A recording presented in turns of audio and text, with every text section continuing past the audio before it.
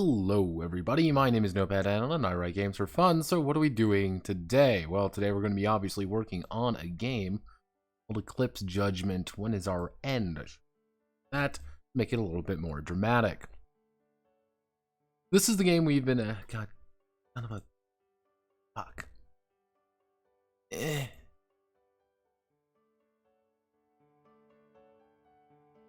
Just a fucking music. This one. Yes, hello, we are live, and we are alive. Rewriting Fighter Monk Barbarian right now in line with the D&D one. Someone please tell me I don't want to be normie.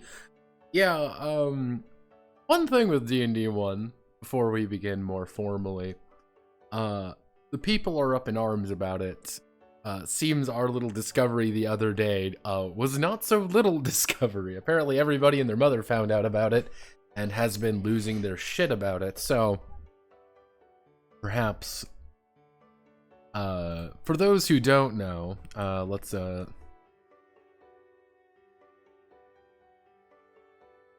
this is D&D Beyond. This is where you can buy almost everything D&D related. Now, if we scroll down here, as you can see, this is $25, $24.99. Now, see here, with a master tier subscription, save your party some gold when you share this book content with other players in your D&D Beyond campaign. Alright, easy enough to understand. $6 a month, well, that's not too odd. 29 horrifying months, 6 magical items, roll tables, detailed math, unique NPCs in the horror adventure. Additional purchase options. Get all 9 magic items. If for use in D&D Beyond, you may purchase individual magic items, $4.99 for all of them, or $2 for individual item blocks. Get all 31 monsters for use in D&D Beyond for $6. Or you can spend, let me do this correctly, because for some reason you can spend $62 individually. Yes, 62 whole dollars. Or you can buy for $6 to get everything. I don't know why. Compendium content only. Purchasing this bundle unlocks the Curse of Strahd book in digital format in the game compendium. While artwork, maps, cross-linking, and tooltips. Compendium content bundle does not grant access to all the content options of the rest of the toolset, such as searchable listings, character building, and or digital sheet. $20. Now, at first I thought, wait a second, this is ridiculous. Nobody would do something like that. That's completely fucking stupid. However, look at there. We'll go to, let's try the, what was the other one? We'll do Ghost of Saltmarsh, $30. That was one of the first big adventures that came out. Radiant Citadel, where's another big one? Where's another big one? Where's the Queen? Where's the Frost Queen one? Yeah, Rime of the Frost Queen. Luckily, Eternal Server, the Eternal Server errors.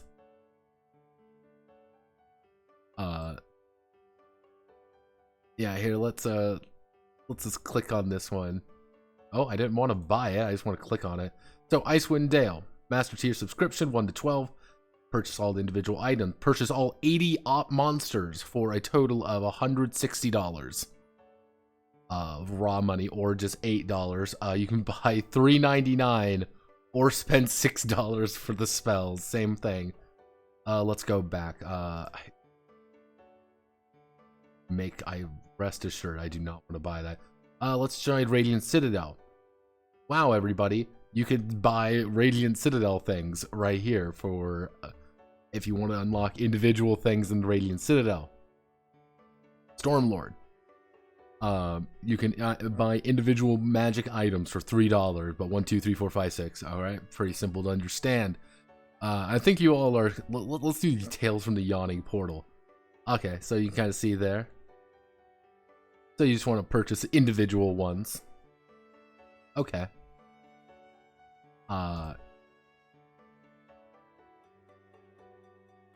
Yes, this is actually a relatively recent thing.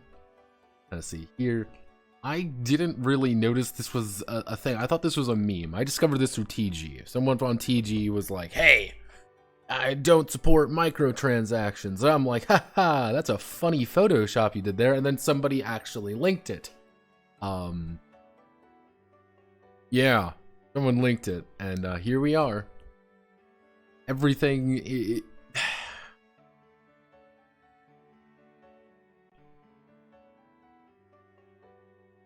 or vehicles for use in D&D Beyond. Now, here's the thing. I talked about this slightly before, but I want to talk about it again, just for a minute. This is the kind of shit that things are going to get a lot worse before they get a lot better. For the very simple reason that people are probably going to be buying them. Well, let's see. Like, let's actually check. $49.99. Can you buy it? Oh.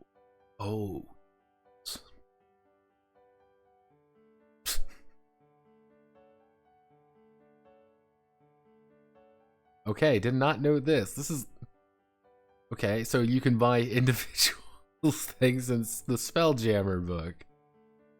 Let's try the DM's guide. Let me guess. You can buy subclasses in here. All the magic items. 3 different monsters you can buy individually. Guildmaster's Guide to Revincia. Individual items, individual subclasses. 45 magical items for $2 a pop. Yeah.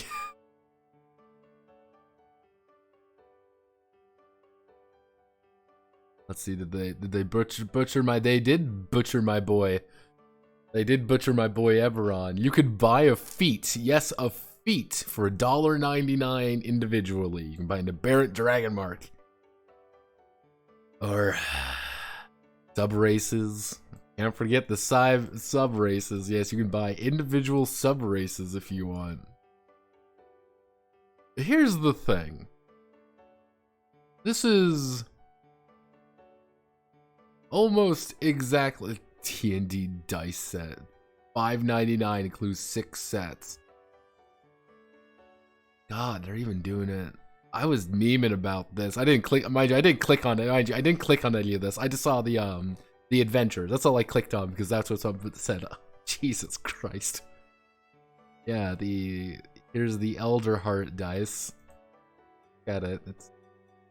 Yeah, you can roll your special dice here now. Woo!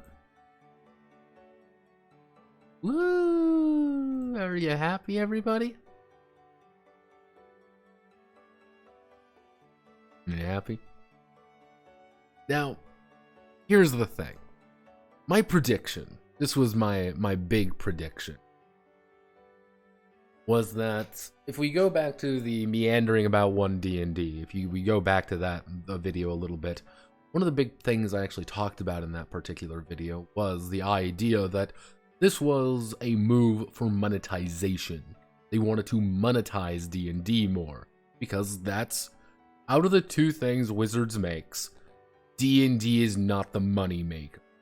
D&D, I would be hard pressed to say D&D makes more than Magic. I would be hard pressed to think that D&D makes a fraction of Magic's income. I think Magic is the thing that really makes the money there, but D&D has the brand power. D&D is the thing that is the I wouldn't say the money maker, but more the passive income than Magic. Magic comes and goes. D&D is the one that makes weird little bits of passive income and is actually, I think, has more brand power. That makes sense. Now,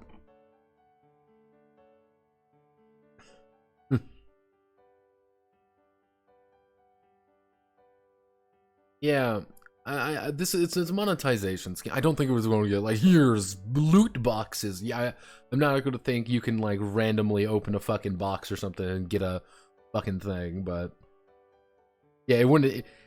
The problem is that it has 90% of the market share in a very tiny market, and if you make a strong argument, Magic has the same thing in the TCG market.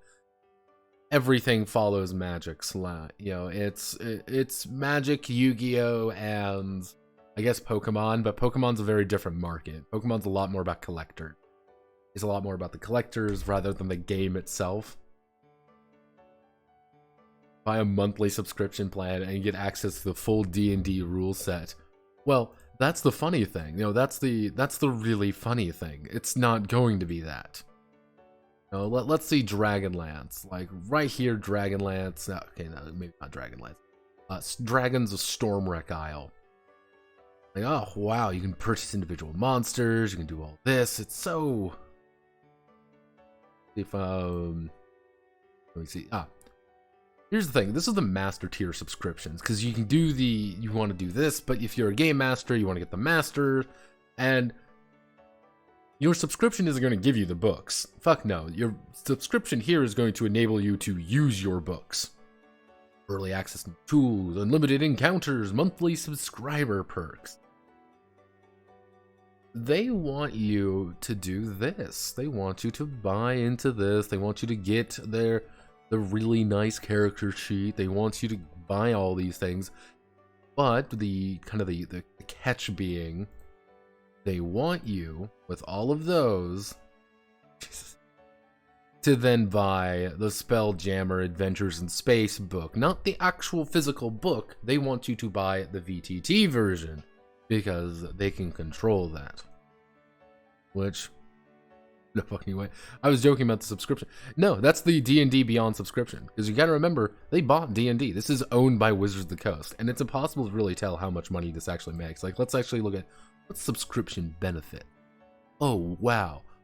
Use homebrew content in your games. Oh, man. Purchase books with friends. Share your books compendium content across 5 campaigns with 12 players each. Like bringing a backpack full of goods for your friends, minus the heavy backpack. Save your party money. See, it's more efficient for you to buy the full books, share it with the party. But if you want to have your own compendium thing, well, make sure they have it. Is it free to sign up? You know, basic rules of the game. Limited 6 character slots. Yeah, it's... Am I saying it's being predatory? No. Am I saying what they're going to do is they're going to restrict. They're going to pull back. They want to crunch that market in. Because they damn well know people are going to play D&D with their things. Because you gotta play it with us. You gotta play it on the D&D VTT. Because we pulled all the other services from Roll20. They can't do it anymore. We pulled it all from Roll. We can't do it anymore. Open Multiverse, we pulled it from there. If they try to run it, we can smack them. So you have to set it up personally. Kind of like a Foundry, for example.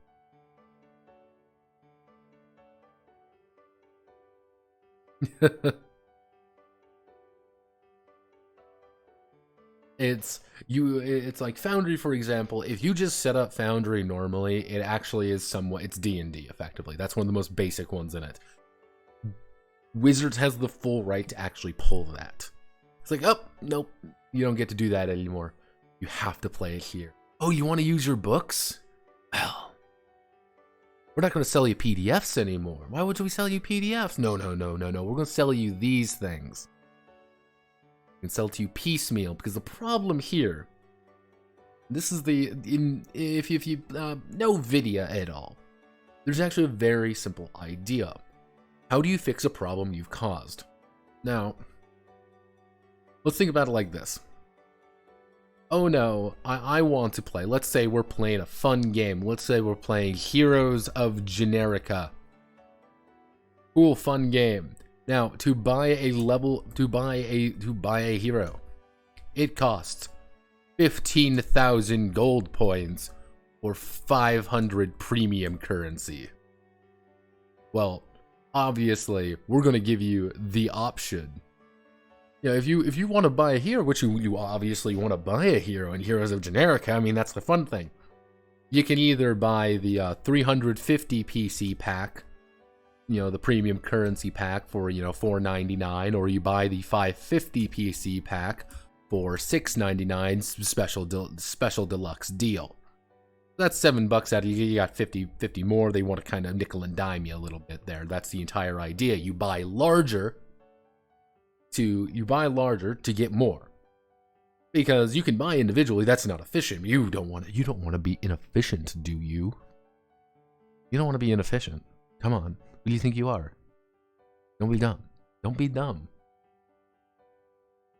Or you can grind out for your magic money. You know, if you do 1,000, you know, if you do 100 missions, you get 100 GP a mission or whatever, and you'll be able to unlock your special hero. Now, you may be wondering, why don't they just lower the price? Why don't they just make things easier? Because they don't want to. They built the game around this. Now, what D&D is most likely going to do, and Wizards of the Coast is going to start thinking of with this, if they keep going down there, mostly if they keep getting rewarded for it. Because we can't tell if how much has been made, actually. We can't tell if people have been buying this at all. If you want to get rewarded for it, what's going to be is each book, you're going to have, like, let's say a traditional, like, D&D adventure book. The full adventure book is probably going to be reduced in cost to 20, like, something like, let's say $19.99.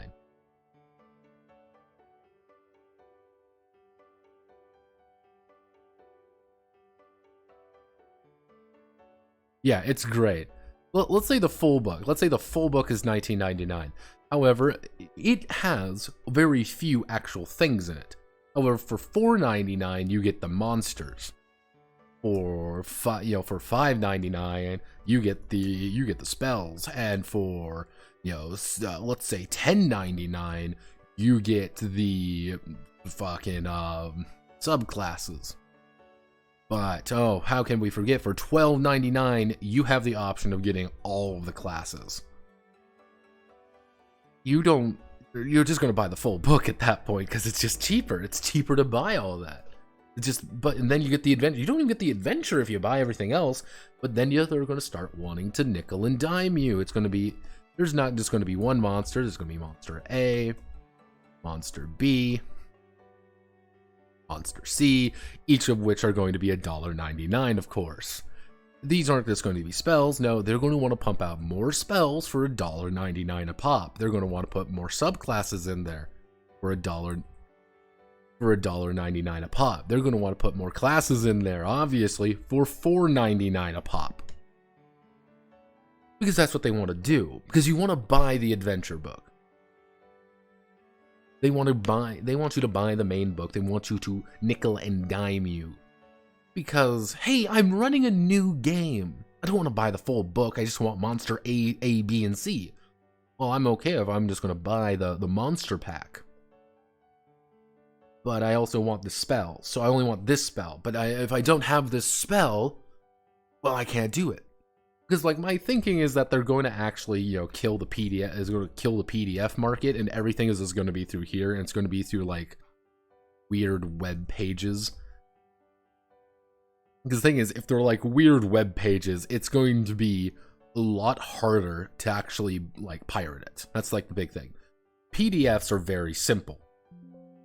Because I'm going to give you a secret of how you copy a PDF. I'm talking 22 minutes and not about even what I was supposed to talk about today, but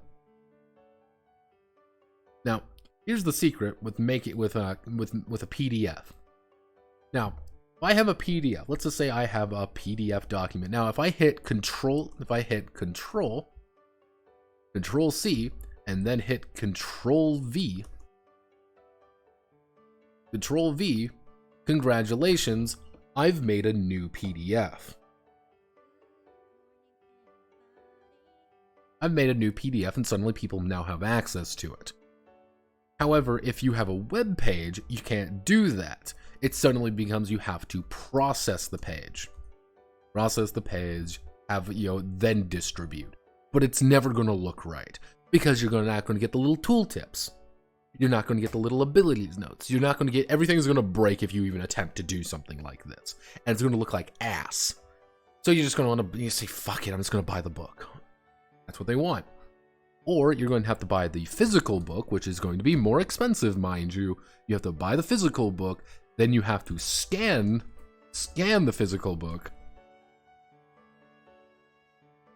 and then distribute it. But here's another catch. Because everything of these weird web pages, plus being online, they can freely update. You're not buying buying the book isn't necessarily about the book anymore. Buying the book is a novelty item. I have the novelty item of whatever this is. It's not really useful at all because everything's going to be online and that's where things get updated.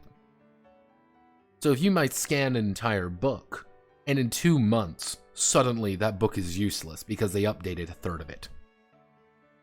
But I have it on my VTT. Smart, isn't it? Really smart.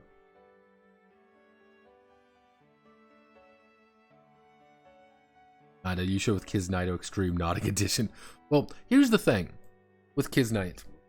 Kiznite, the interesting part with that was that that was a full complete game. Tomorrow, he could update that website and it would be out of date. That's one thing I have to deal with. He might have updated things even before I even realized it. It may be completely fucked and wrong. What I should do is I should actually make a complete note about it. Yeah, because I have to probably make a note about it. Because the thing is, Wizards is going to go out of its way to fuck with it. Oh yeah, 5e tools? Trust me, 5e tools will be dealt with. Yeah, let me update 5. Hey, they changed it. Let me update 5e tools and stuff like that. Yeah, they're going to do stuff like that, obviously. But trust me, Wizards is going to want their cut. Wizards wants their fucking money. They're going to do it. Has gone down. Yeah, exactly. 5e, you know, it's calmed down, and they're going to keep going after it every time. That's the issue. That's the problem.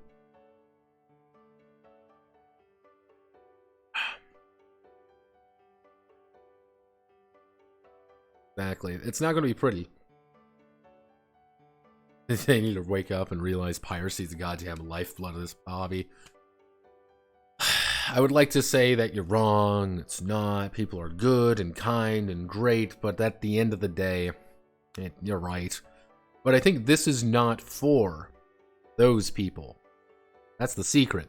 They're for the people who are going to put down money for just about anything. The people who have every single book, D&D, for every single PDF, who've bought things from the DM's Guild and shit, rather than just getting it through extra legal sources. Wink.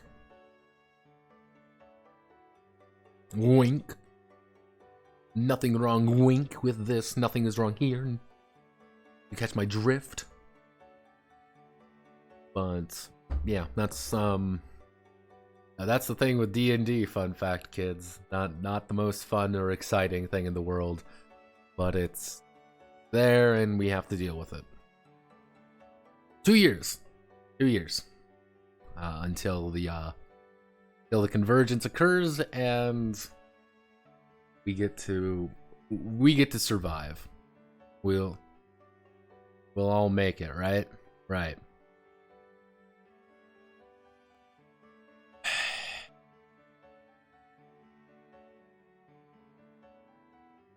I can find that guy. You know what? I'm gonna actually. I'm gonna look at my phone. Yeah, I'm gonna look at phone, and I'm gonna have to unfortunately look at Twitter.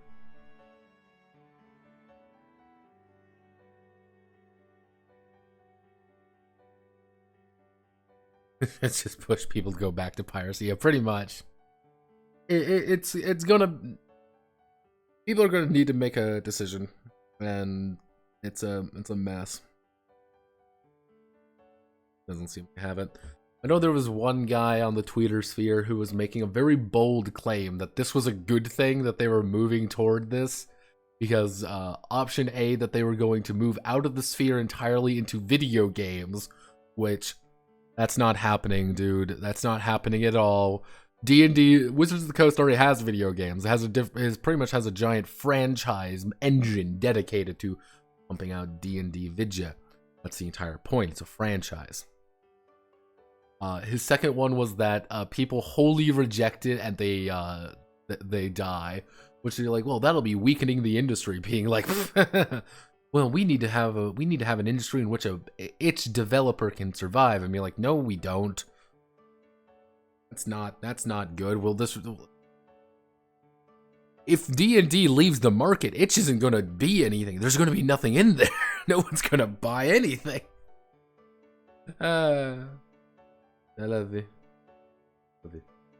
Now, Rather than that doomer conversation for the past 30 fucking minutes, welcome to Eclipse Judgment. When is our end? Now, this is a game about effectively a toku cultivation. Now, over the past few days, past 2 streams actually, I have been very diligently hammering out the information here. I have what needs to be done. I know what to do. It's just doing it. The reason why I'm actually streaming very late today is because today was very busy.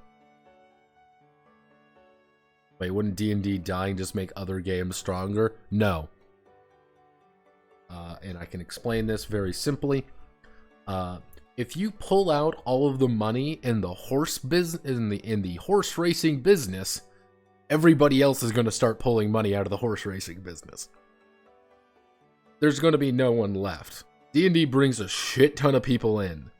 That's a shit ton of money that comes in that people are now willing to spend on other things. If you kill D&D and these other games aren't going to get stronger, more people just aren't going to be coming in. There's an entire group, there are entire groups of people in this fucking hobby that are like, I'm a professional DM or whatever, that make hundreds of dollars, hundreds if not thousands of dollars running fucking 5e games or D&D shit. There was one fucking professional DM lady on the Twitter sphere was like, oh, writers, if you're not being paid 10 cents a word, well, I get paid this for being a professional DM. I'm like, bitch, you run fucking 5e adventure modules. People pay you for that. Do you play any other game? We're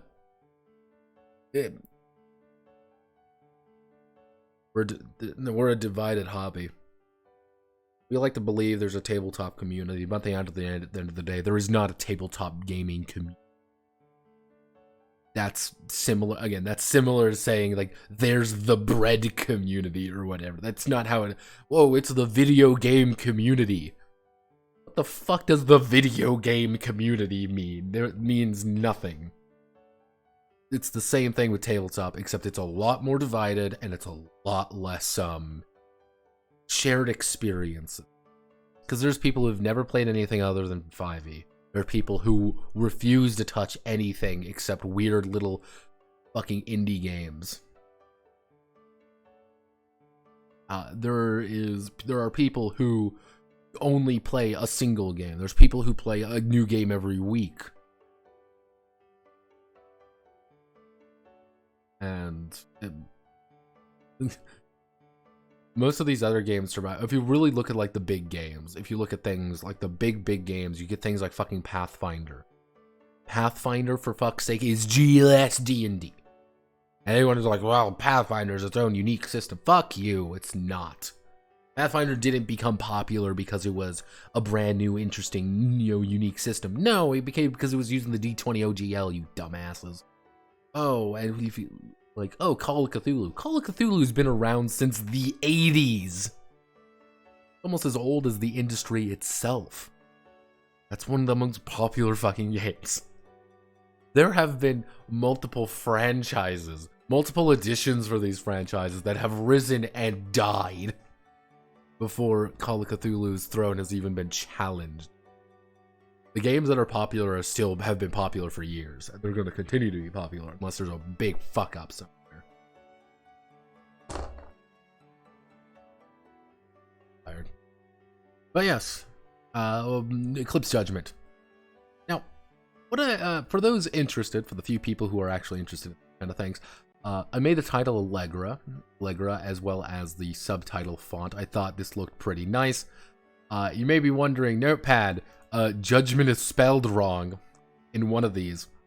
Well, the thing is, this is the correct British spelling.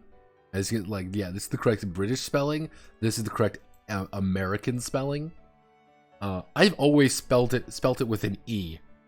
So it's just been Eclipse Judgment for the longest time. Even though technically that isn't correct, and I'm like, I guess I could try to go in there and just edit it slightly. I might not. It's the same thing. It's both technically correct in English, but American English dropped the E.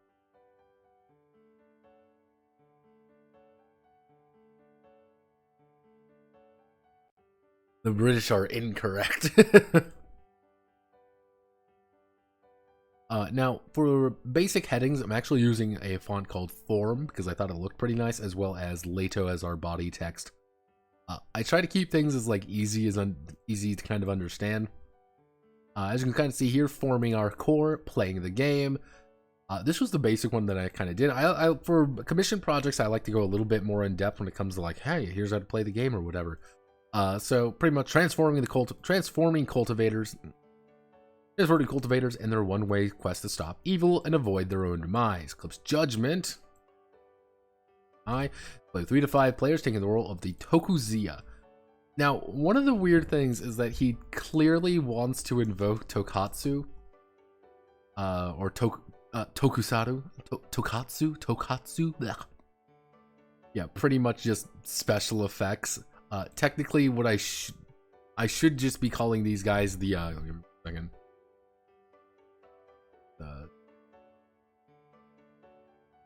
I should just be calling these guys the Jia. I think that would be the most appropriate one. Yeah, fuck it. Not quite as evocative, but fuck it, who cares? We're already working on things that are a little bit weird. I do end up calling the DM a Divine Master because that's actually a very relevant term when it comes to these things. And you know, the fuck it, we'll just call it Gias. The Gias many trials, two 10-sided dice per 2 10-sided die per Gia in the heart of righteousness and willing to strive toward their golden core. But yeah, this is kind of the most basic kind of understanding. Or that's really it. Do I have?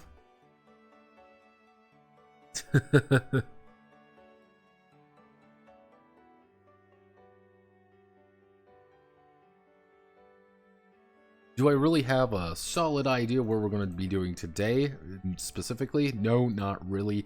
My goal is to pretty much get the core game, like the core 1 to 2 to 3s done, and then kind of move on maybe to like, here's like how to make a very basic console release, set everything up for the future, because I can do that. So let's get to it.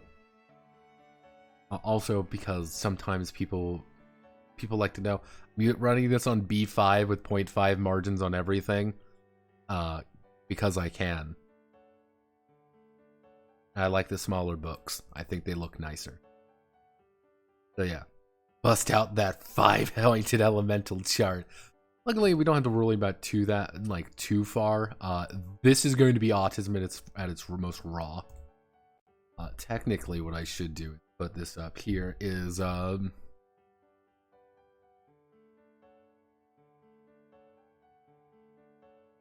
put the little lore section up here. This is going to be the lore sections, like this walking the path of immortality. Explaining kind of like, here's what's going on. Here's how you should kind of, get this. Here's how we do this. And let's actually do. So, character.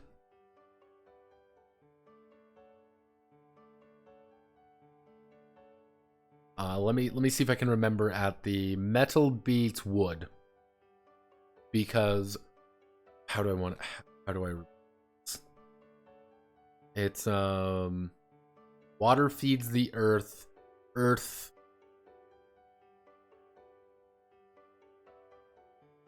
grows the wood feeds the flame eats the metal holds the water and around. Opposing, fire destroys wood chops wood. Fuck, I can't remember at the top of my head. Fire beats wood beats metal, if I recall correctly. Metal beats, no, it's, god fucking it. What's up, Chinese?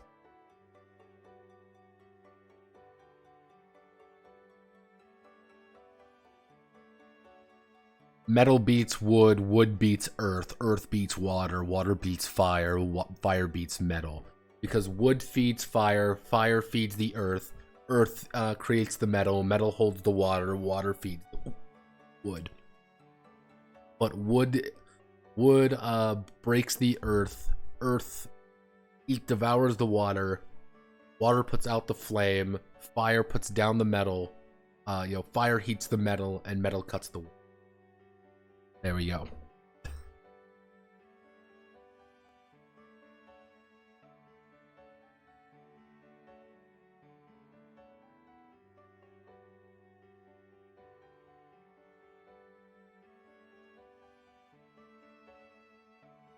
Yeah, it's once you learn your Chinese zodiac charts, come on, you don't know your Chinese, you don't know your fucking Chinese, seethe beats cope beats cringe beats have sex beats reaction, and a reaction image beats seethe, all else beats by. Oh, I can't say that. I can't say it. Nope, can't say it. Let's do beats by Dre. We want to do when the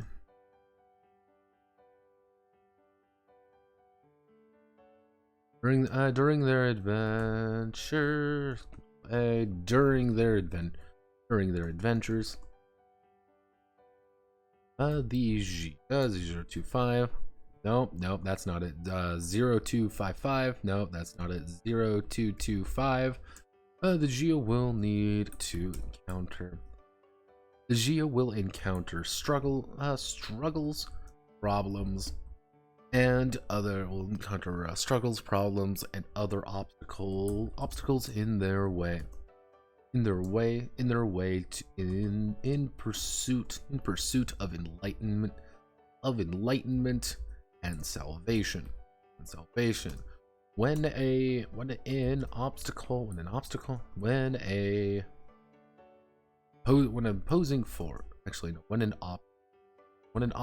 is opposing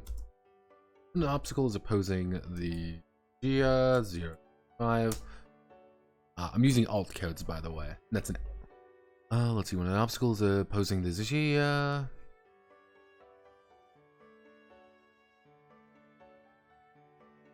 I guess check is going to be the easiest one.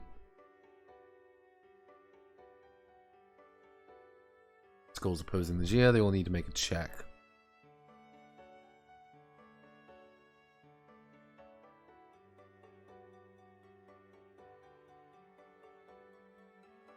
Let's see.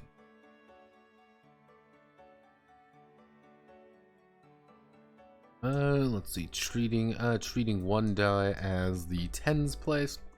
Treating one die as the tens place, and one die as the ones place. Actually, I haven't written a deep under system in a while. You will roll 2d10, treating one die as the tens place, and one die as the ones place. Called a percentile roll. Only percentile roll.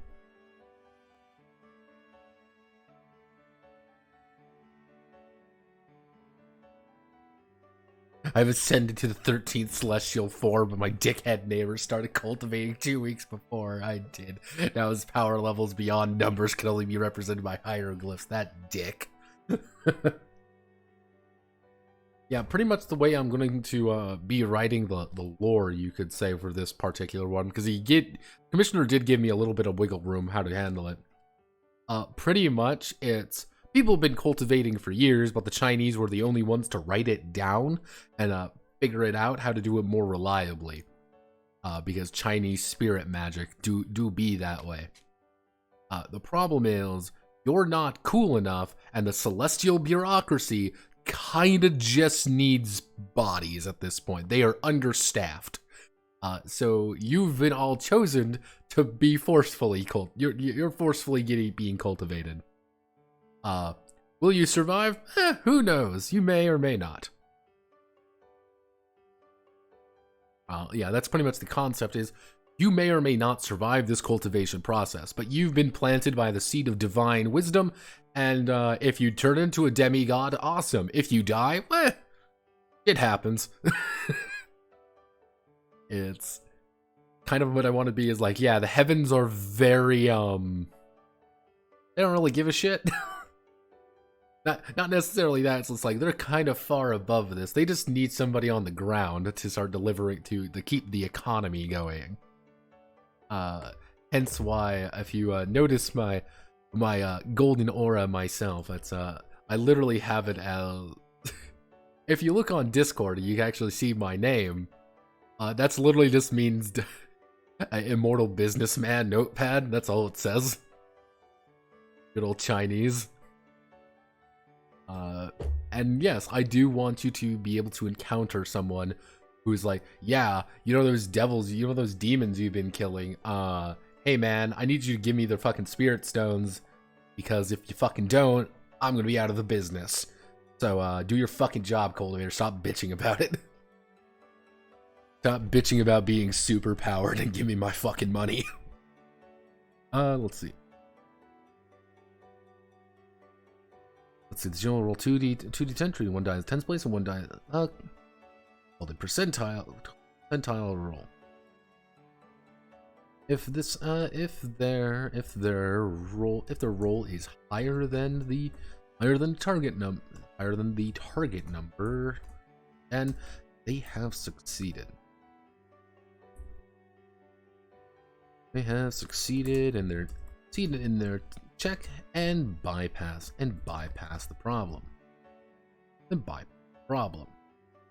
Now, this is where things start getting a little bit wonky. So we got to do this enlightenment. If their roll is higher than target number, they have succeeded in their check and bypass the problem.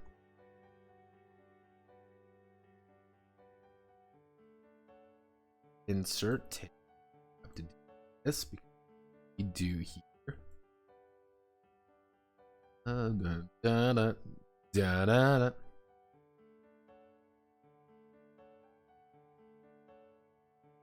Target number. Actually, no, we didn't want to do target number.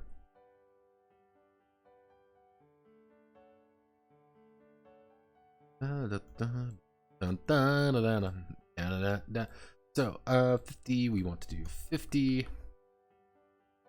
90, 70, we do intervals of that.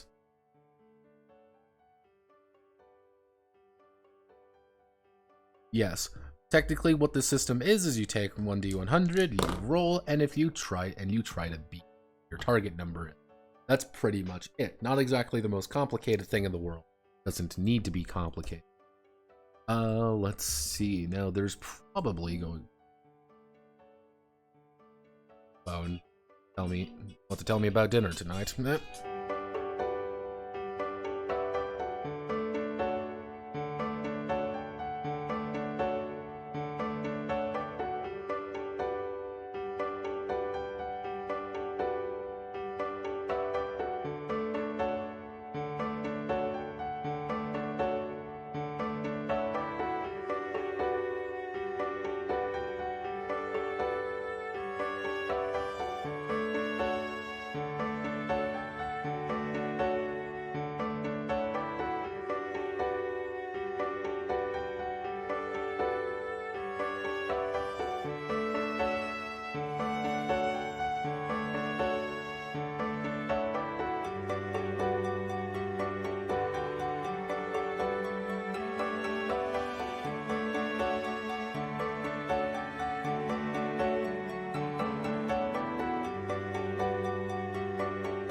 Cultivation is weird, not gonna lie. Let's say steps of Gunja cultivation stages. Yeah, well, cultivation levels. Disciple, expert, senior, big shot. Profound, ancient saint. What we want to do, we'll do, yeah, I'm gonna give you a secret about cultivation. Is cultivation runs off bullshitium. I'm gonna give you a secret with that.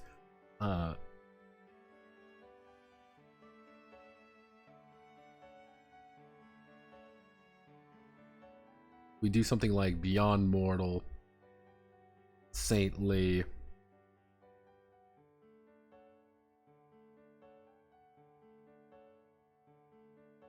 Yeah, you end up with like, oh, what's your stage? Oh, don't worry, I'm a profound state, and I have the ability of false realities. Levels of mortal, martial, true, martial, extreme, state, nirvana, tribulation. 9 stages of cultivation. Stages of Chinese cultivation. There's literally no, like, real, like, hard and fast way of doing this. So we're gonna make that saintly. Because that's fun.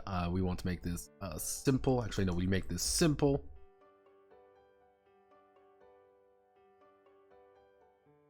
Media.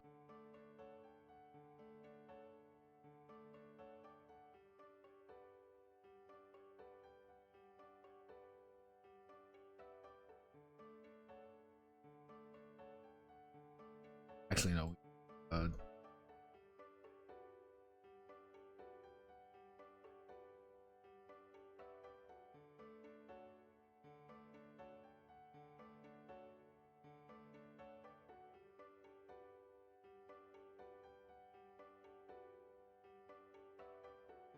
Actually, no. Target number 30 to 50.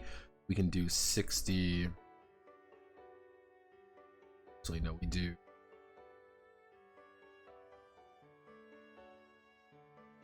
Do something like this.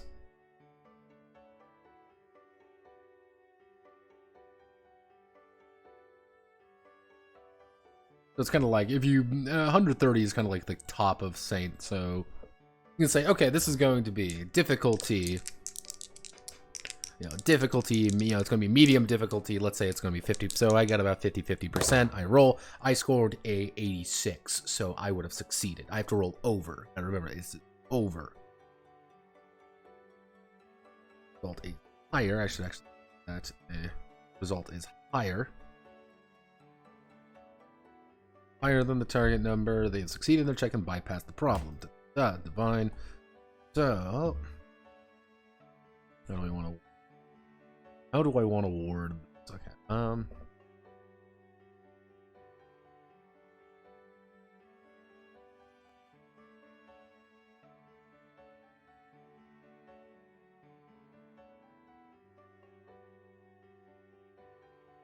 Okay, actually, if the Gia fails, fails to reach their goal, they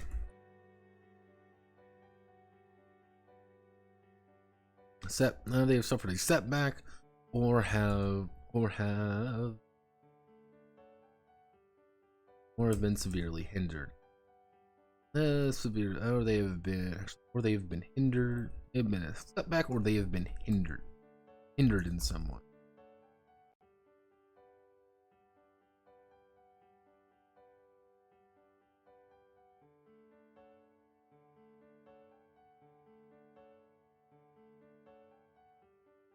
Oh, actually, this. If the Gia fails to reach your goal, they have suffered a setback and have been hindered in some way. Now, actually, what we can do with is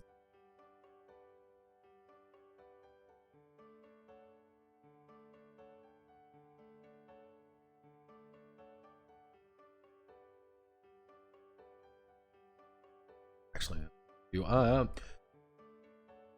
if the Gia is in an opposed check.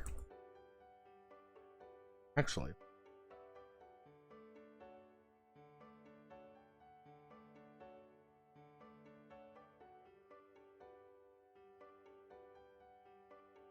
no.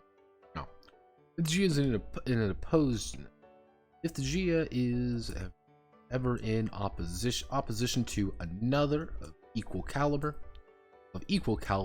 they will make an opposed check. They'll make an opposed check instead. Both sides will roll their dice. Both sides will roll their dice, and whoever scores the highest result will emerge victorious. Oh, let's see. Well, whoever scores the highest result will emerge victorious. There we go. We can solve the Counter-Strike system. Pretty. Yeah. Like, one of the things with cultivation, which is odd, is like, people would like to make you believe, like, cultivation is actually, like, a fairly, like, yes, this is, like, an honest, like, there's, like, a dedicated, like, system. Like, there is the cultivation method. I'm gonna give you all a secret here. There is no cultivation method. There is none. There is not a singular, like, this is the way everything has to be done. Every single work does things slightly differently with just the basic concept in place, which is person decides to cultivate power, do a thing, they do a thing, get power, often followed by get bitches. Now, that's the usual cycle of things, usually followed by, usually do something like this, to be a little bit more precise about it.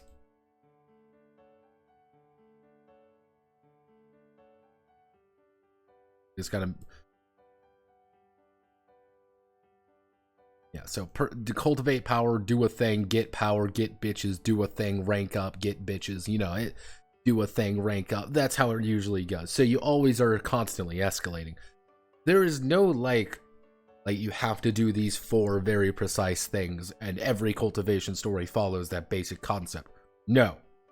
All it is cultivate internal power, which can either be martial, mystic, there's the martial, the mystic, and then the spiritual self. All of those kind of got to be in tandem. Usually you have things like, oh, well, if you cultivate hard enough, you start expelling things from your body. Yes, technically, if you cultivate hard enough, you're gonna start literally excreting evil or bile from your body because you're purifying it, because you're just that fucking holy. Don't matter though, because you might do that, you might not. Usually though, I'll give you a secret of what I've learned about most Jianxia fiction. This is the important part. Now, I'm saying this in the nicest way possible, but this is the important part. Like, this is what people really focus on, being like the acquisition of women. You know, it's cultivation, from what I've been able to gather, is cultivation is the process of getting stronger to acquire additional strong women. That is the basic concept of cultivation. Anything other than that, people being a little bit facetious or a little bit more hoity-toity, but it is the process of getting stronger to acquire additional strong women. Now, alternate to this would be cultivation is the process of getting stronger to acquire additional handsome men. That is a very distinct change that also does apply. That is a very important aspect. You are a female cultivator, you must be trying to acquire handsome men. You are a male cultivator, you can also attempt to acquire handsome men. Doesn't matter. That is what cultivation is all about.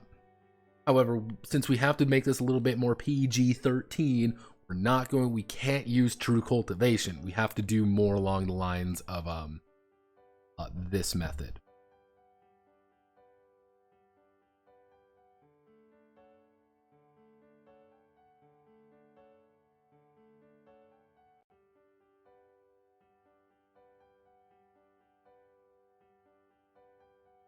So that's kind of like what we're trying to do.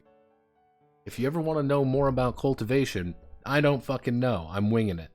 I did my best. I inquired among my friends. But at the end of the day, really all cultivation is the process of trying to get more women. That's just the basics of it. I'm sorry, everybody. It really is just shonen anime at its finest.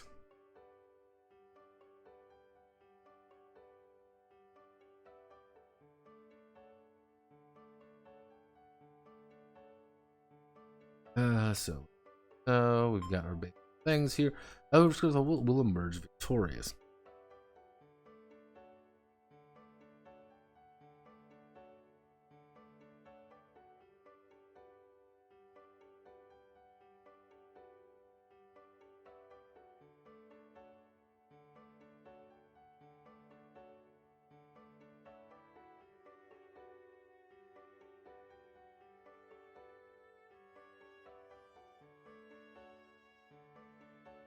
See if the GM and their opponent are even.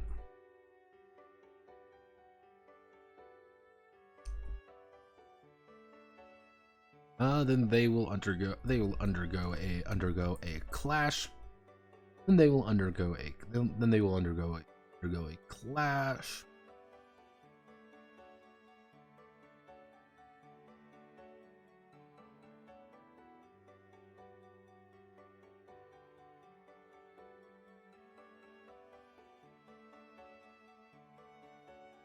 Undergoing a clash, rerolling the check, the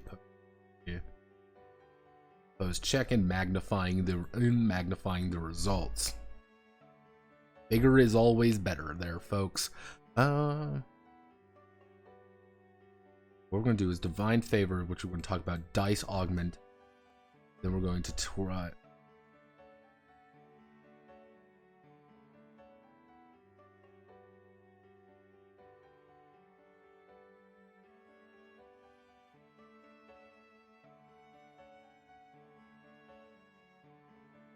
Divine Favor, Dice Augmentation, Burying the Light, Carbon.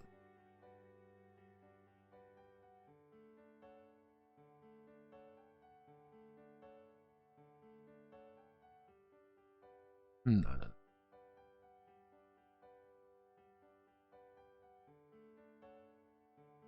No.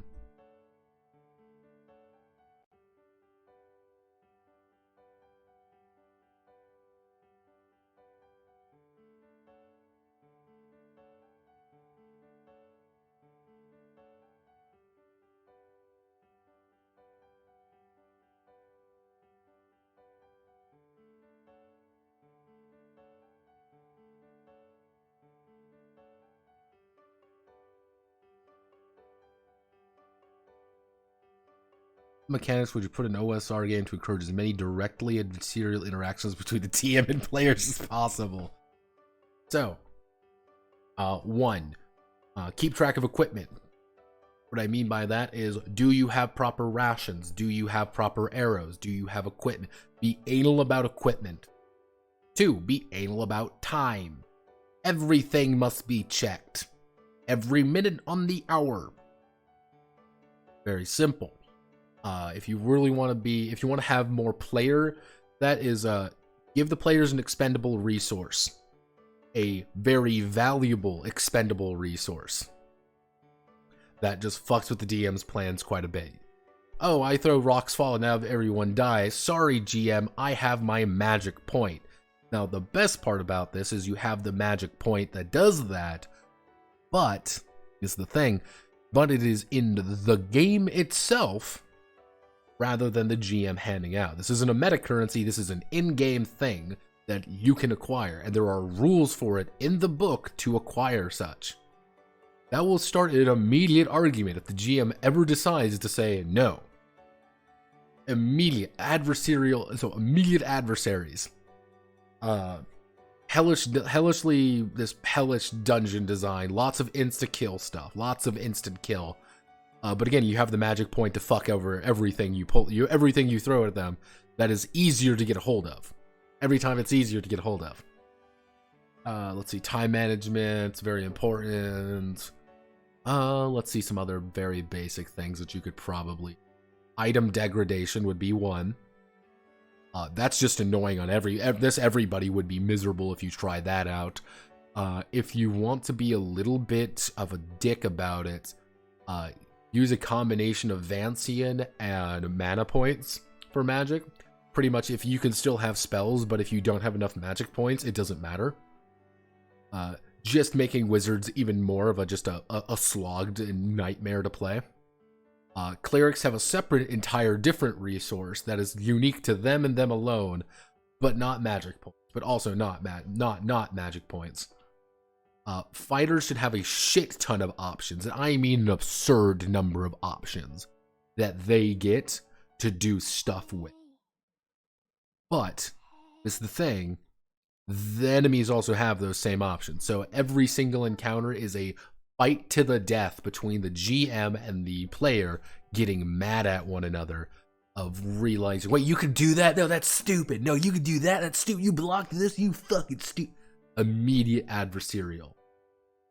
Because I'm going to give you a secret when it comes to game design in general. Rules help the player, not necessarily the GM. Because if you look at the rule book, I can say, hey GM, here in the book it says this. You've just said this. Why? The GM has to account for it. Says, okay, we're changing that rule because it's dumb. Okay, we've understood. Or you're going to get people fighting back on it. That's the secret. Rules are not there for the GM. Rules are there for the player. So you want to make a game that is deliberately invoking that feeling in everything. It's great. Let's see, dice. Divine Favor.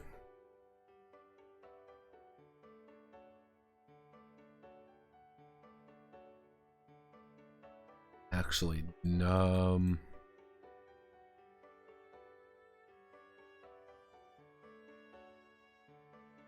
do we put...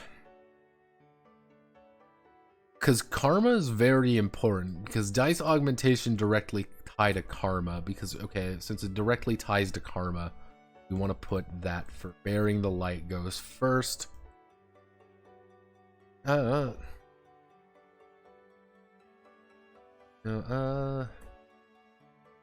Here are powerful individual.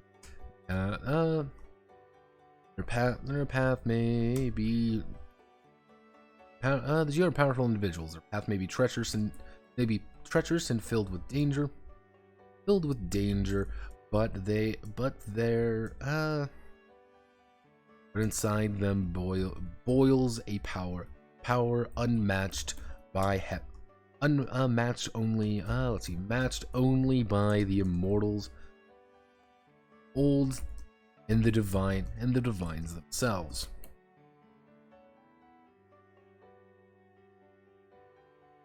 Let's see. Actually, unlike those old immortals, mortals and divine creatures, and divine entities. Unlike those old immortals and divine entities, the Gia are fallible and prone to temptation. This is during their adventure, almost everything they do and don't do will increase their overall karma. Strain their cultivation has on their soul and internal. Let's see, actually no. During their adventure, almost everything they do and don't will increase their overall karma. The strain their cultivation has on their mortal soul.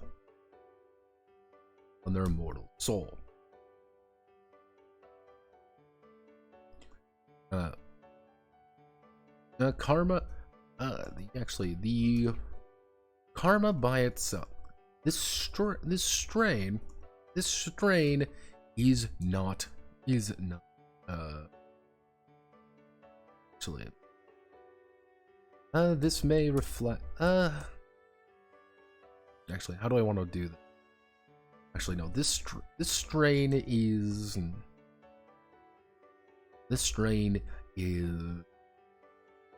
both beneficial and detrimental to the health of the Gia, health of the hero.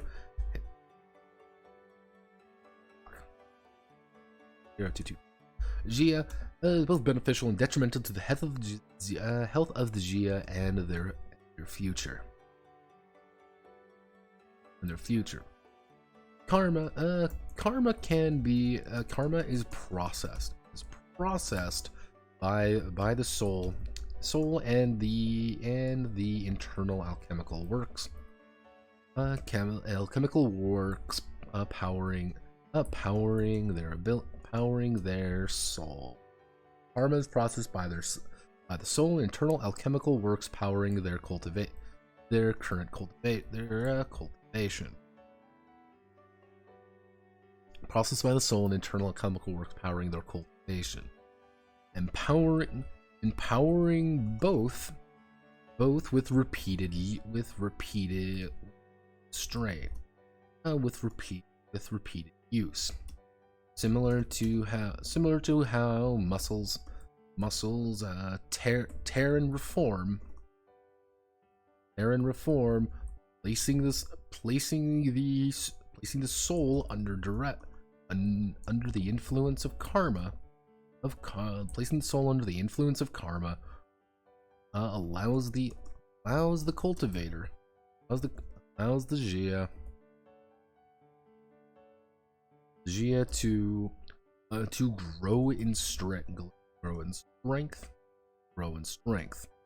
This processing can only be done with more connections, though.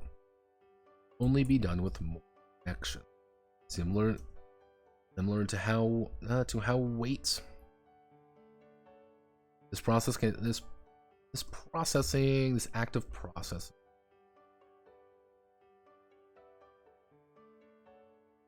Spiritual processing can only be done with connections to others, allowing the Jia to keep their soul and cultivation and cultivator power and cultivation in balance with karma. Actually, on the other hand, karma is a weight on the soul. Not only will karma is a weight on the soul, as with building muscle, too much tearing, and actually now too much what's good and synonym.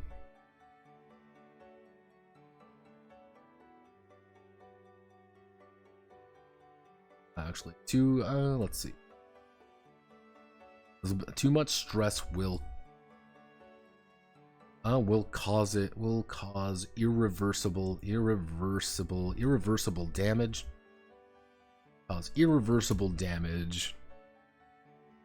As with building muscle, too much stress causes irreversible damage. Irreversible damage or outright destruction. Should the Jia ever reach 109 karma, they will suffer a fire deviation, the burning of their own soul by their cultivation's power. If they are lucky, they may only be rendered. They may only lose their abilities, and most of the rest, and most of their remaining lifespan. At worst, they will die in agony as they are consumed, as they are spiritually annihilated.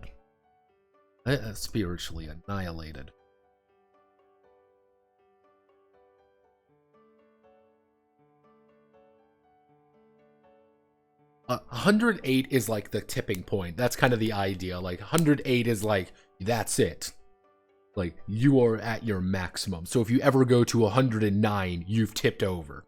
It's over. It's Jover kind of thing. Like, that's kind of what I mean by 109. It's like, you can build up to 108, but the second you go one over, you aren't going anywhere. You're dead. You're done. Hence why 109. I could probably rewrite that to 108. I usually said, let's see, actually.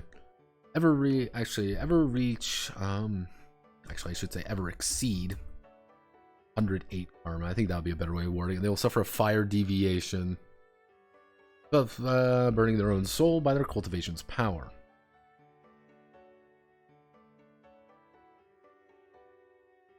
Is there?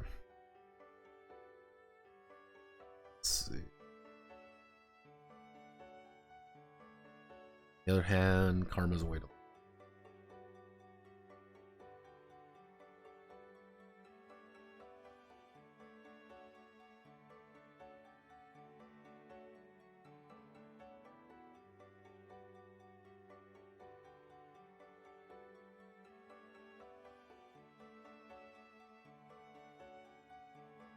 When making a check, the Gia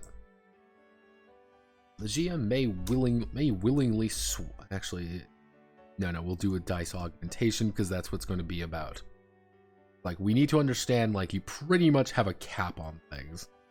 You know, this is more of an explanation, being like, this is what kind of like what we're talking about when it comes to karma going forward. Like, don't, like, karma is bad, but karma's good. It's kind of the idea, being like, we're going to talk about it a little bit here, so it's established that this is a thing, that you know about it. So what, the second we go into dice manip,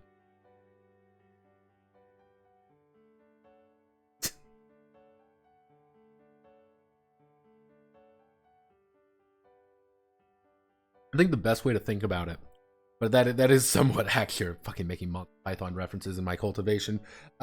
One of the big things with this, it would be the idea of, hey, you're a false cultivator. You aren't really technically supposed to be doing any of this shit, but it's you putting more and more stress on your body and your abilities, and you're pretty much, the cooler you are, the more you're straining that without ever relaxing it. And you hit that final bit, it's like, yeah, your body just gives out. It's like, this is not how it's supposed to work. Yeah, no, Lamau, that's hilarious. You're a silly Billy. You're a silly man.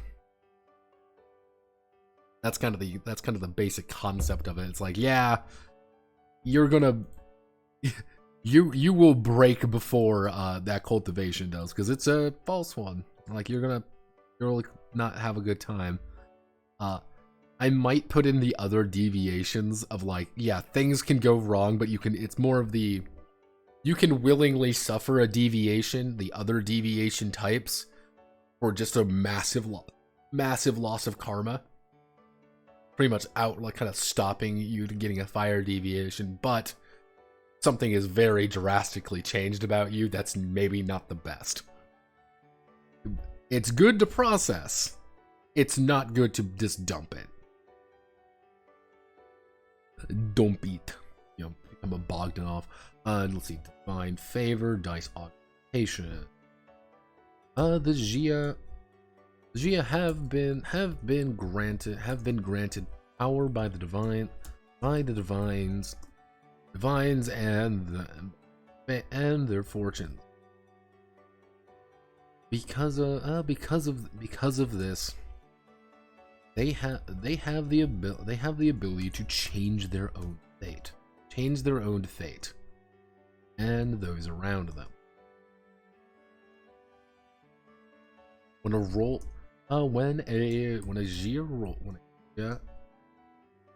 Gia rolls, actually makes a check.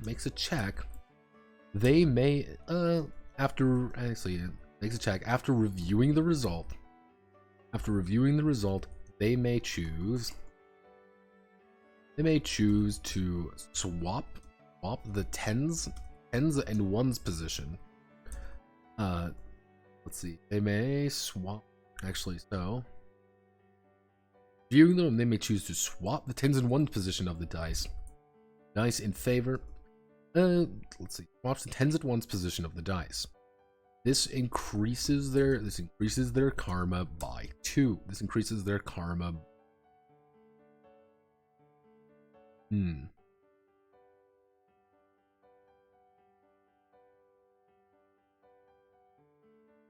Now, if I want to, now here's the thing. So let's roll. Okay, I got a 10 and a 6. I don't really want to change this because I would want to change this. Be like, oh man, I rolled a 6. This is bad. I rolled a 6. I need to succeed though. So what I can do is I could swap and say, okay, I rolled a 60 now. Now this increases their karma. This increases their karma by the by the sum of the dice rolled. For some of the dice rolled. For example, rolling a 45, rolling a 27, rolling a 27 would be a failure. However,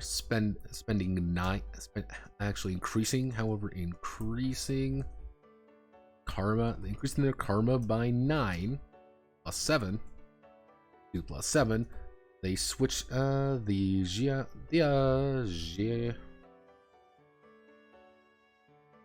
fucking exit.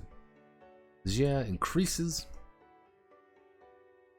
Jia swaps the die around, resulting in a 72.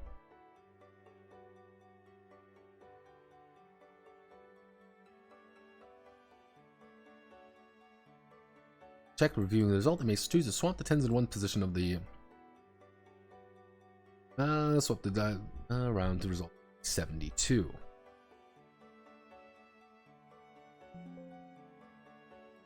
Actually, this can be done before or after the augment.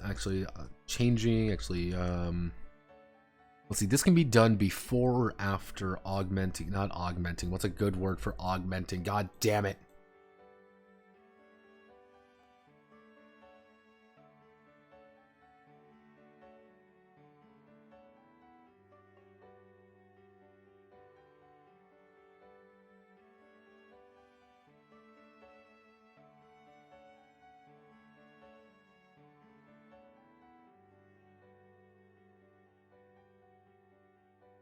Can be done before or after the Gia's before or after the Gia applies their attribute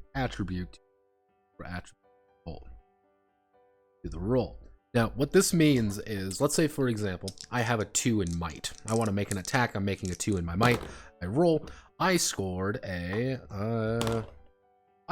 68.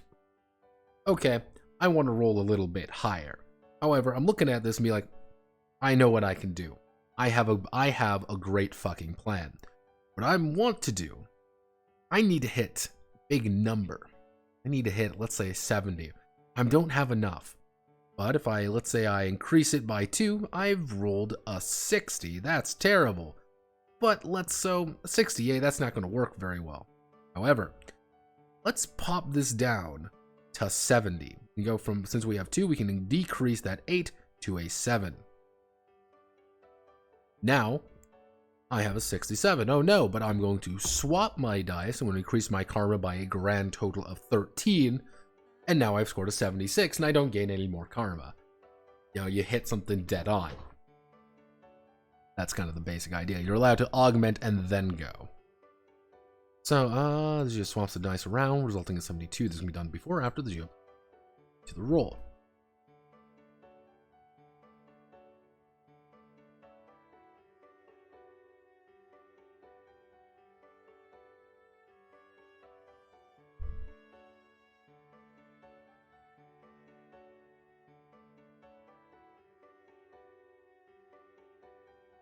For 0, Actually, I know we can do let's see. Next, the Gia can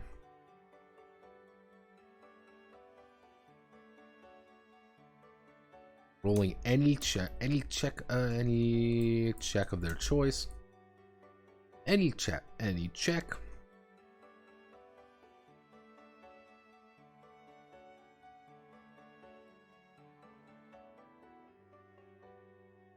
Let's see. Option rerolling any check by increasing their karma by the tens value of the die. Rerolling any check by increasing the karma of the Tens value actually.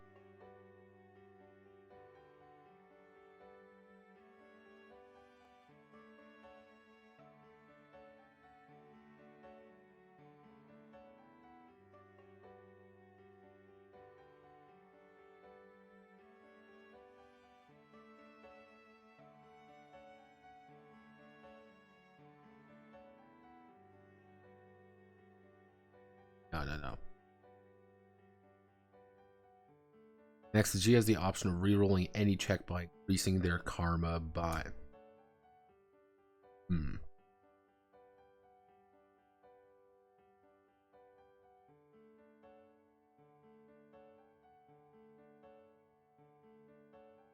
Rerolling any check by increasing their karma by 8.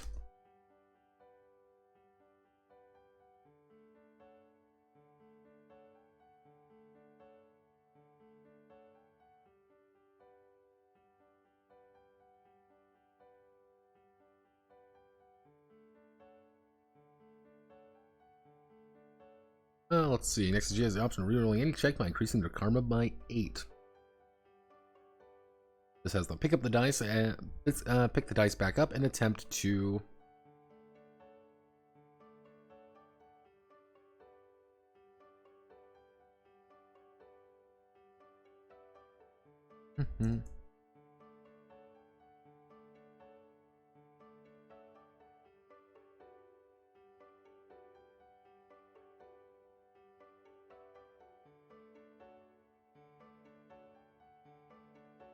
Only be done once per check. Oh, this is going to do finally. Reginald.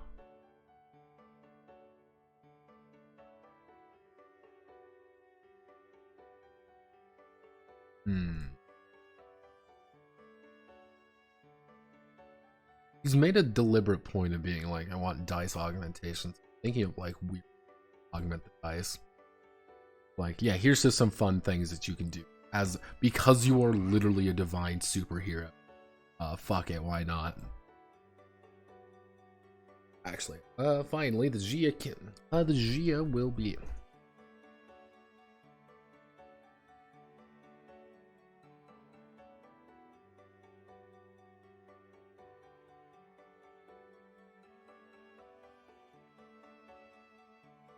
Actually, what do we need? How do I want to word this? Because I have to put dubs in there somehow. I'm going to put dubs in there.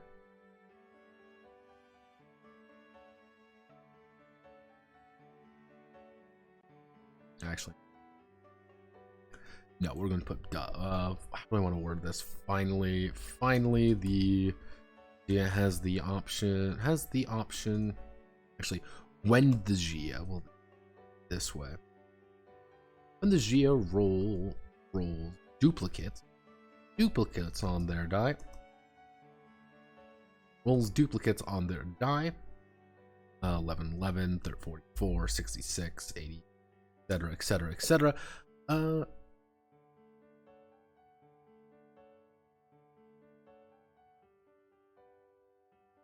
When the Gia rolls duplicates on their die.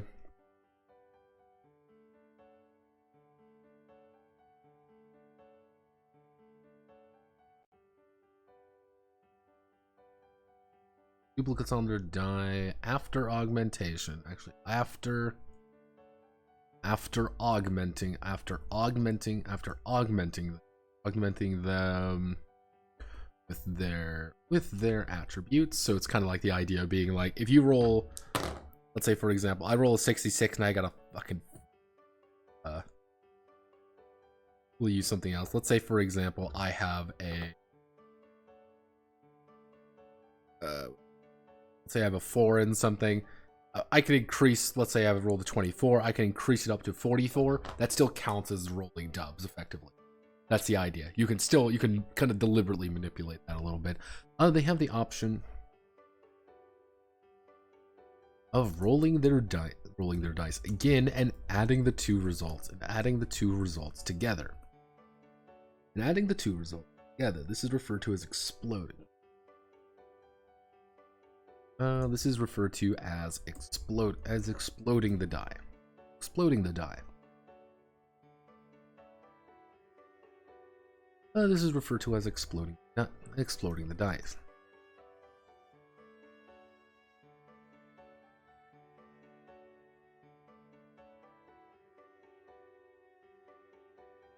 The subsequent explosion of the roll can actually the subsequent explosion of the roll is treated as if the let's see, the subsequent explosion of the roll is treated as if the dice were the same, or were part of the same check, part of the same check, meaning that any attributes spent, meaning that attributes cannot be spent to augment the roll, but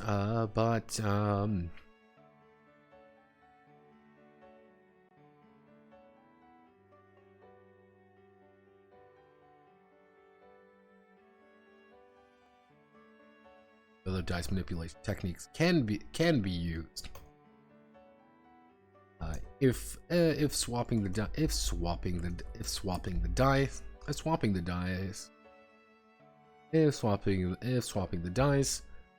they will add karma equal to the entire set of 4 dice. With footnote example.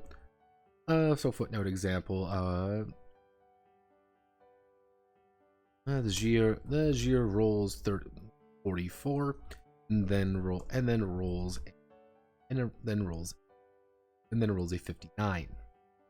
59 for a total of 13. I'm trying to do math at the top of my head, but fuck it, we don't need to do math. We have this for 103. For a total of 103. Wanting to swap the 59 for 95, they would have to increase their karma. They would have to increase their karma by let's see, 14 plus 8. It would be 14 plus 8 would be having a stroke right. 20.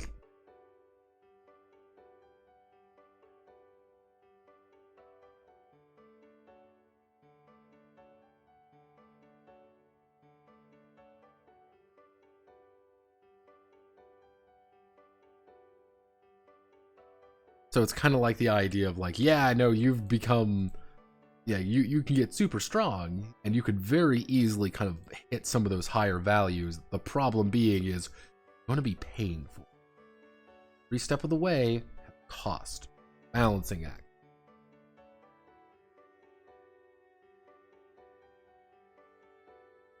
Actually, what? Power comes at a cost, however. Power comes at a cost. If the Gia, a low ranking Gia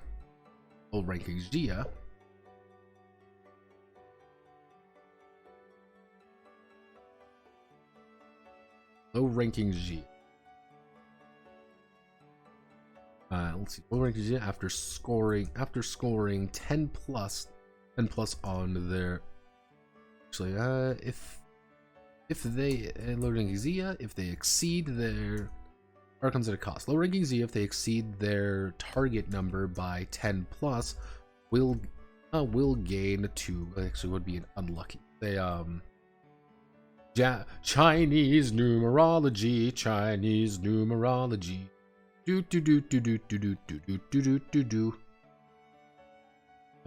Easy, good thing come in pairs. Place the winner. 5 sounds like my life, my death, my prosper. Sounds like me. Slick or smooth, even, good.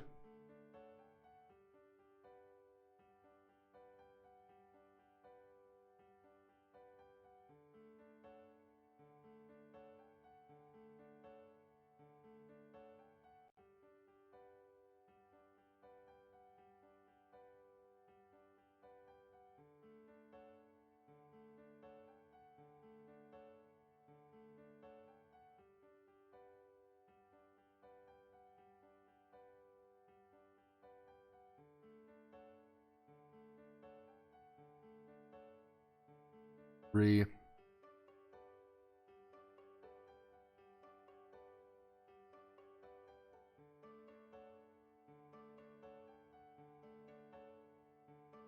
This is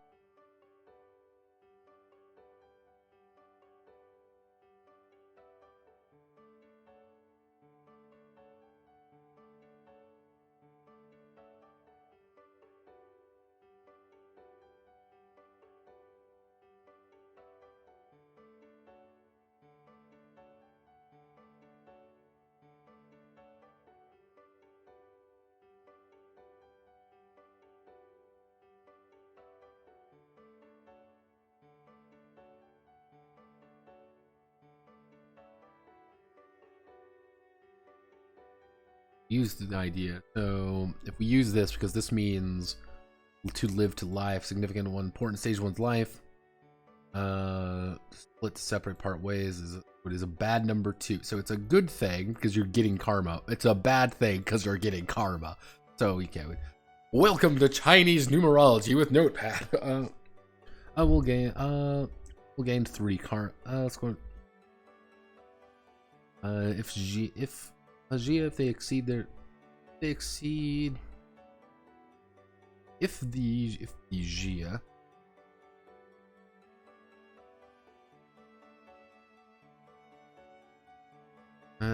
exceed their target number, they will gain 3 karma.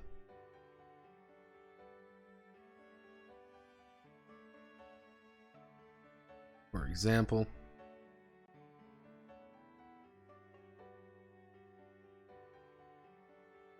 rolls a total of 90 for a 50 TN check. They will gain 12 karma. They will gain 12 karma. 40 over. Oh, 3.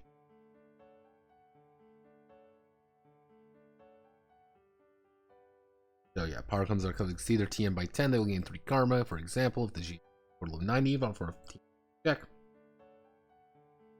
If A exceed their target number by 10 plus, I would put lower ranking, kind of like, hey, because he did make a thing being like, hey,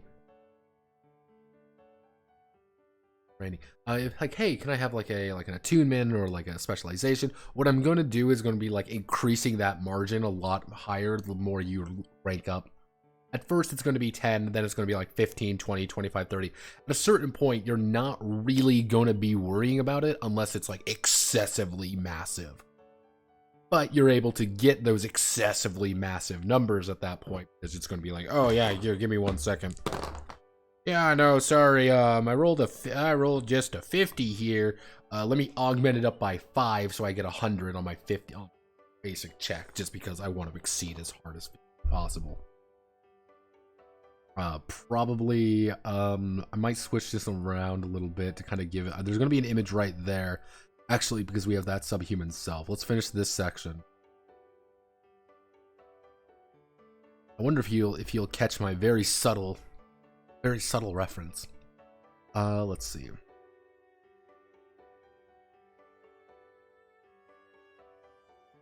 Being both blessed and cursed with this power, the Jia are being both with this power, the Jia are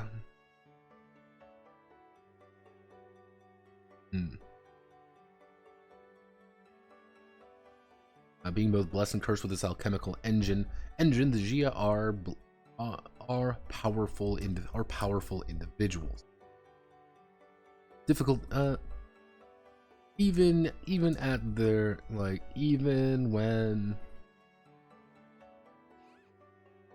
the weakest among them are still at peak human condition.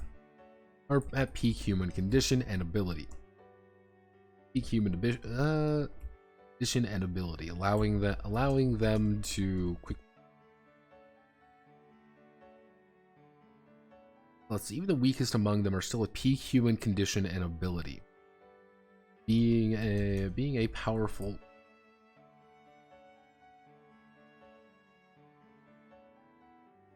keen instincts and a supernatural aura around them, or us, and a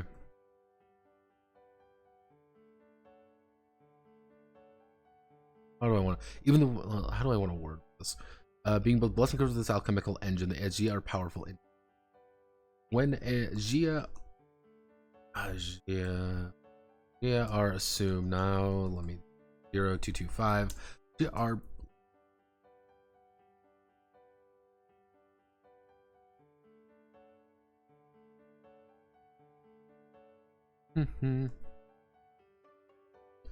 let's see. She are expected to be at peak human condition. Quick reflexes, strong bodies.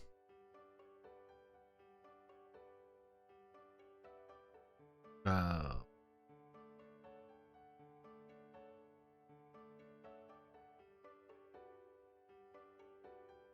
do I?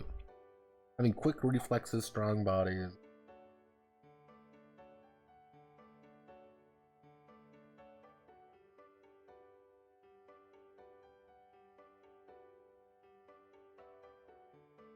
How do I want it?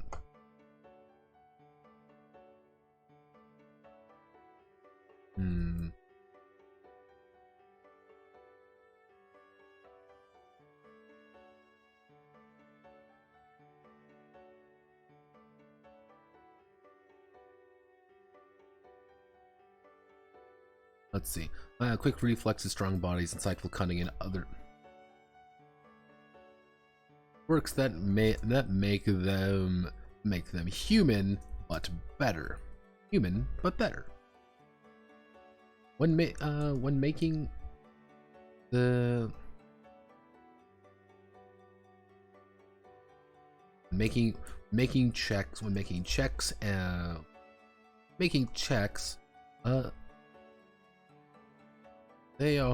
they are not being checked. They are not being tried. Their trial.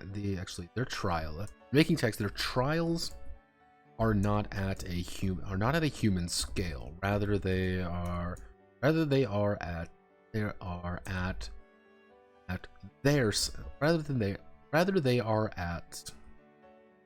scale slightly above human. Scale above humans, above regular people. As such.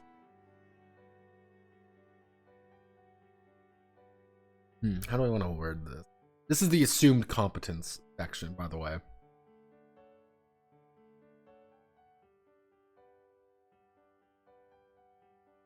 Let's see. As such, these are not troubled by trivial tasks. Not troubled by trivial tasks, which may be a bit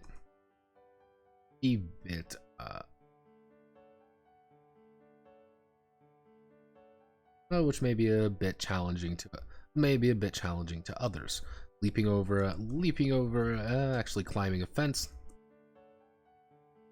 Climbing a tall fence isn't difficult. Climbing a tall fence isn't difficult. Climbing a tall fence isn't difficult, but to a regular person, it may be. Let's see. However, this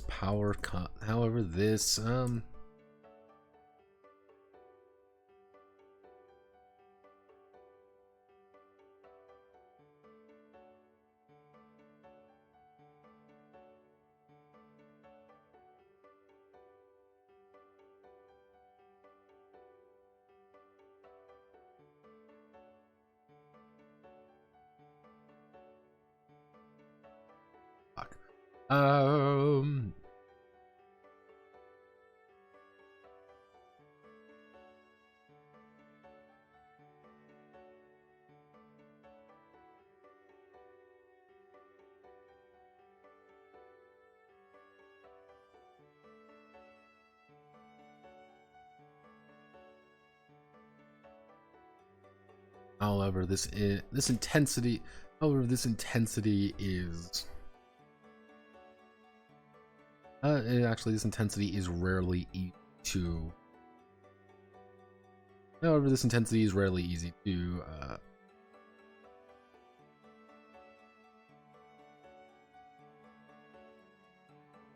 And easily expose the.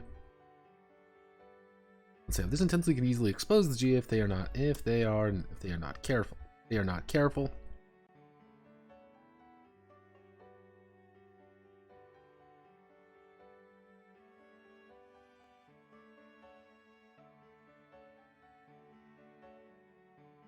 Actually,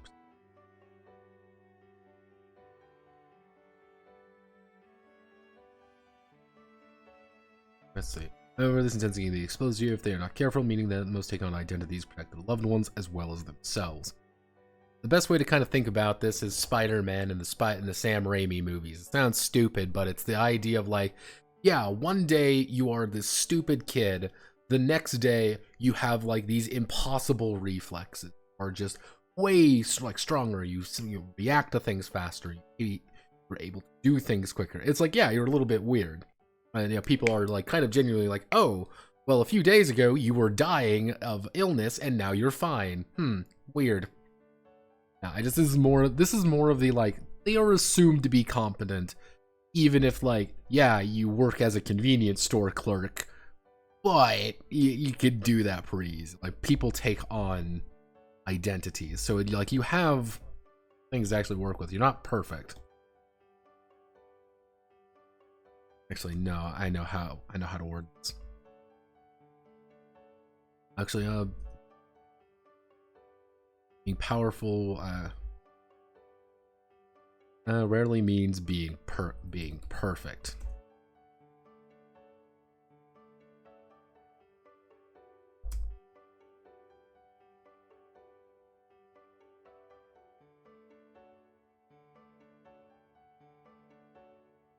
Now let's see.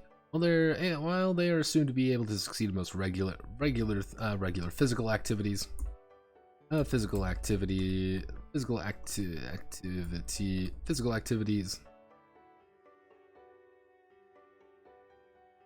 Yeah.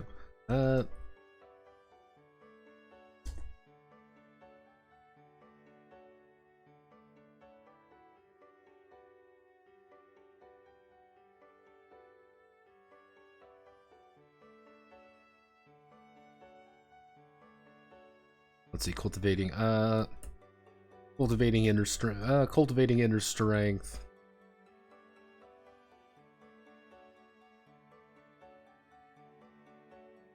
Let's see, cultivating inner strength may make you able to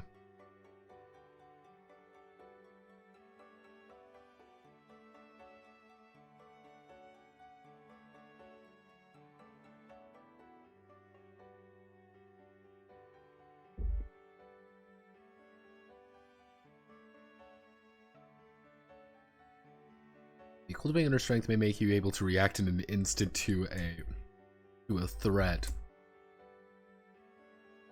But can't make you better at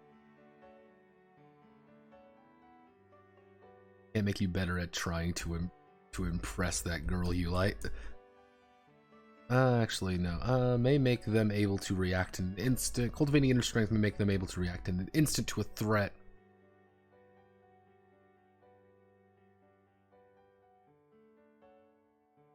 But can't make them able to.